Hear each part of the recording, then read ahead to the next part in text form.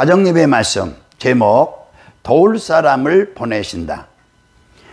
본문 사무엘상 19장 12절에서 24절. 서론. 백성들이 다윗의 업적을 칭송하는 노래를 들은 이후 사울은 다윗을 주목해서 보았습니다.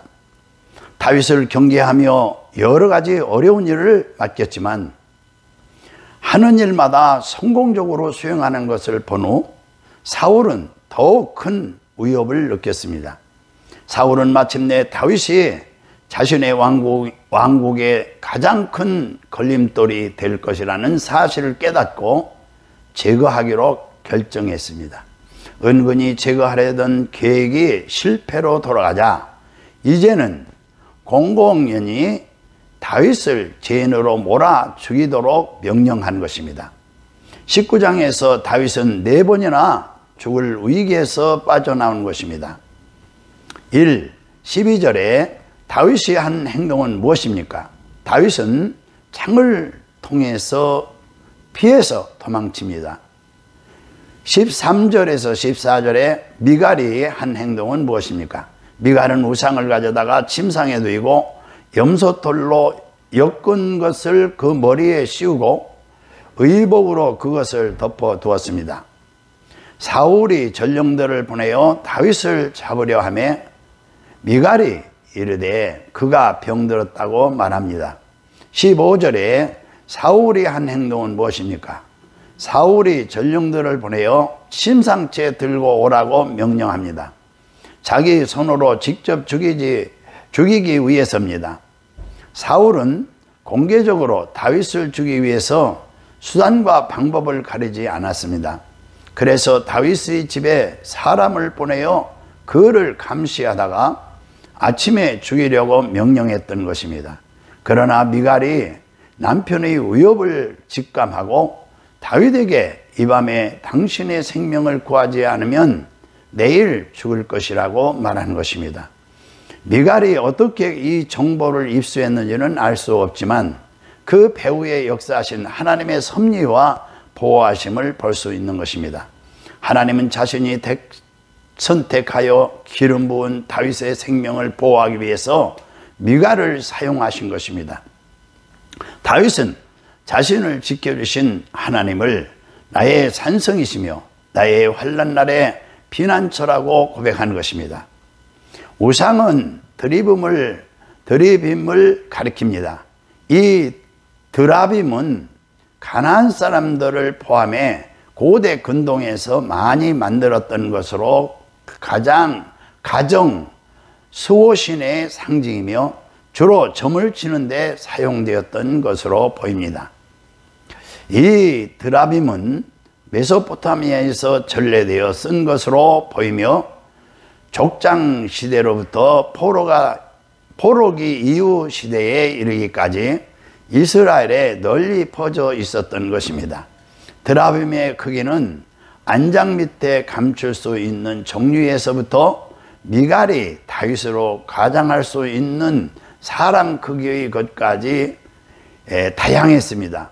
1926년 발견된 누지 서판에 따르면 드라빔은 단순한 우상보다 한 시족의 지도권을 결정하는 물건으로도 사용되었음을 보여준 것입니다. 이런 사실을 근거로 미갈도 나엘처럼 드라빔을 종교적인 목적이나 점술적인 목적이 아니라 자신의 아버지 지위를 이어받기 위해서 아버지로부터 갖고 온 것일 수도 있는 것입니다.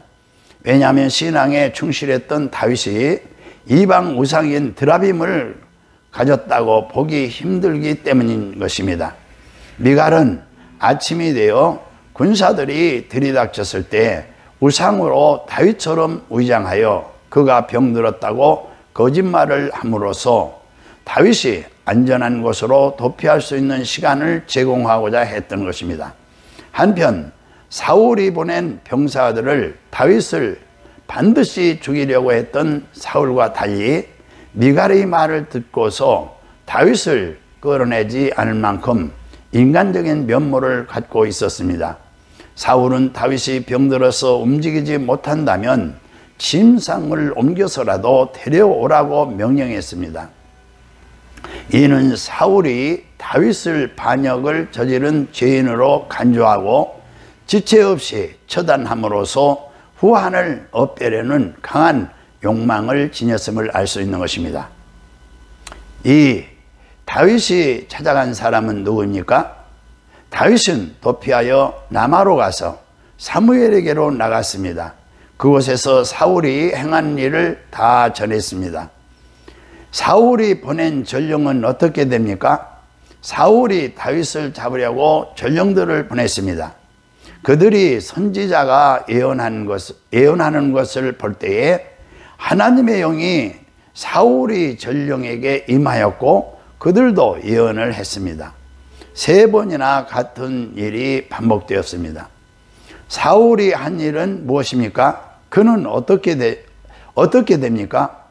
마침내 사울이 다윗을 잡으려고 갔습니다. 남아 나옷에 도착하니 하나님의 영이 그에게 임하였습니다.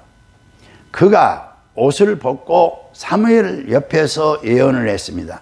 이로 인해서 사울도 선지자 중에 하나냐는 속담이 생겼습니다. 다윗은 사울의 고향인 남아에 있는 나옷에 피했습니다. 여기서 나옷은 지명이 아니라 조소를 가리키는데 갈대아 말로는 기숙사를 가리키는 말입니다.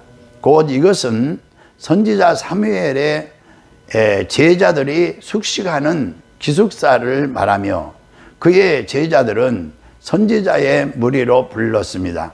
오늘 영적인 제사장이라 불리는 성도들 역시 어려운 처지에 있는 자들을 수용할 태세가 되어 있어야 하는 것입니다. 하나님이 바라시는 참된 경건은 바로 사랑이 절대 필요한 자에게 사랑을 공급할 줄 아는 것입니다. 다윗은 성령의 주권적인 역사로 인한 예언으로 생명을 보호할 수 있었습니다. 사울이 다윗을 주기 위해서 3년이나 군사들을 보냈지만 그들은 하나같이 예언을 하게 됐습니다. 여기에서 예언은 일종의 황홀경으로 자기 몸을 마음대로 가누지 못하고 환상 가운데 빠져드는 것을 의미하는 것입니다. 그 사울의 악한 계획이 하나님의 영에 의해서 제지되었습니다. 그런 의미인 것입니다. 사울의 사자들이 선지자 무리에 합했고 예언까지 했다는 것은 하나님의 역사로 결국 다윗을 체포할 수 없게 된 것을 의미하는 것입니다. 마음이 조급해진 사울이 직접 다윗을 잡으려고 그곳에 갔지만 그 역시 예언하게 되는 것입니다. 이처럼 성령의 능력은 어떤 악의 세력도 무마시킬 수 있는 강한 능력인 것입니다. 사울은 성령에 이끌려서 옷을 벗게 된 것입니다. 옷은 사회적인 신분을 나타내는 가장 중요한 장치였는데 그가 하나님 앞에서 옷을 벗었다는 말은 벌거벗었다는 의미가 아니라 그토록 절대 왕이 되고 싶었던 사울이 무기력하게 자신의 권위를 내려놓게 됐다는 의미인 것입니다. 사울은 하나님 앞에서 자기의 공고한 모습을 적나라하게 드러내놓고 있는 상태를 의미하는 것입니다. 할렐루야, 아멘.